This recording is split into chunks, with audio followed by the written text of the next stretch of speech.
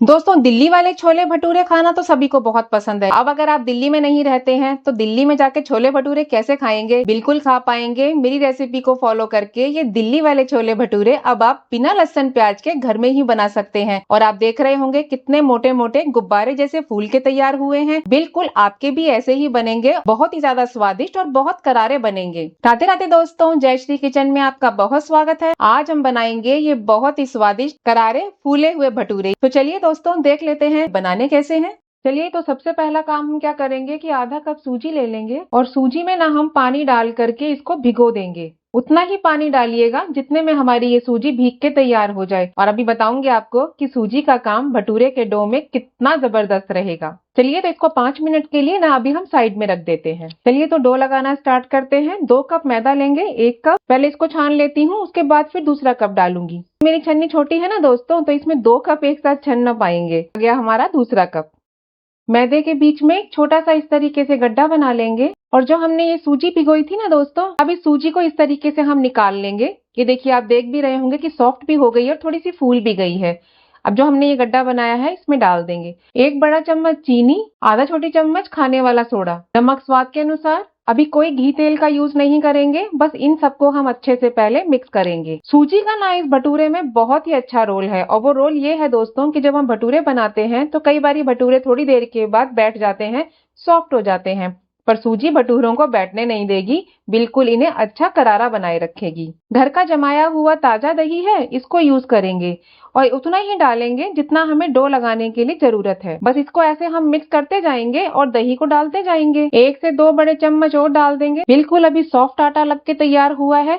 तो अब हम इसे ना इस तरीके से खींच खींच करके मलेंगे। इस तरह थोड़ा सा हाथों को करेंगे चिकना। अभी थोड़ा चिपकेगा, धीरे धीरे आप खुद देखिएगा कि ये अपने आप हट जाएगा हाथों में से।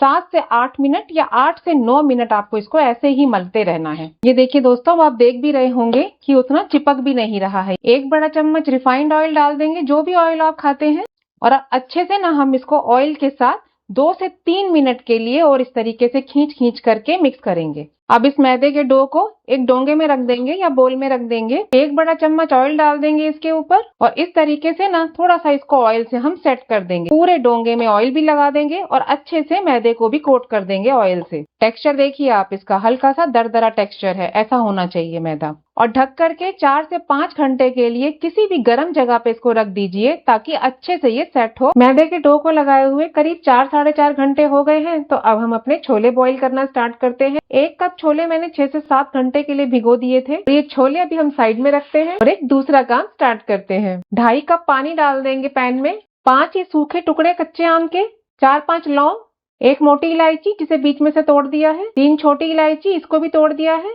1 टुकड़ा दालचीनी का, 2 तेज पत्ते इसे भी मैंने तोड़ दिया है, 20-22 काली मिर्ची के दाने। चलिए अब चलते हैं गैस के पास। 2 छोटी चम्मच चाय पत्ती।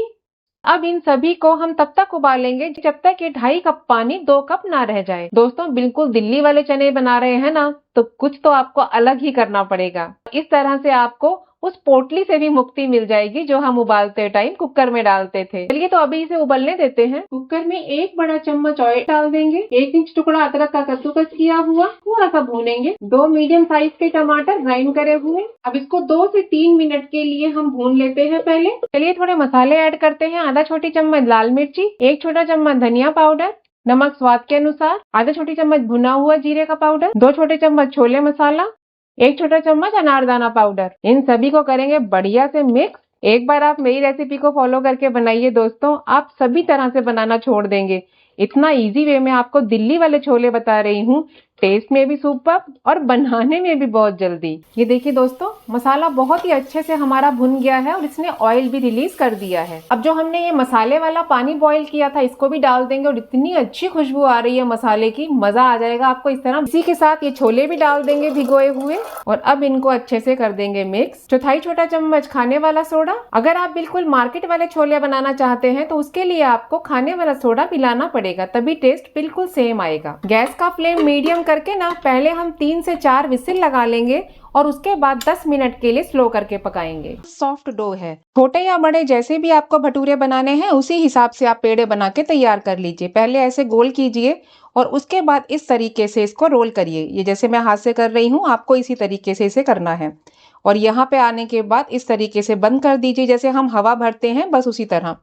ये देखिए बिल्कुल ऐसे चिकना पेड़ा होना चाहिए। और इसी तरीके से पहले पेड़े बना के तैयार कर लेते हैं। थोड़े से ऑयल से चकले को चिकना कर लेंगे और उसी तरीके से बेलन को भी पेड़े को रखते हैं चकले पे और इसे बेलना शुरू कर देते हैं। ये देखिए कोशिश करना कि एक सार बिले, यानी कि कहीं से मोटा और कहीं से पतला ना बिले।